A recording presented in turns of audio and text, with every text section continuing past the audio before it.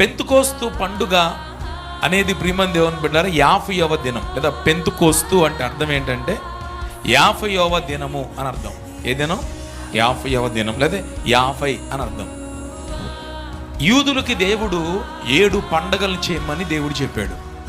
యూదులకి 7 పండగలు ఇచ్చాడు. ఈ 7 పండగల్లో ఒకటి పస్కా పండుగ, రెండవది పులియని రొట్టెల పండుగ, మూడవది ప్రథమ ఫలముల పండుగ, నాలుగవది పెంతుకోస్తు పండుగ, ఐదవది శృంగధ్వనుల పండుగ, ఆరవది పాప ప్రాయశ్చిత్తార్థ పండుగ, ఏడవది పర్ణశాలల పండుగ. మొత్తం ఎన్ని పండుగలు? 7 పండుగలు.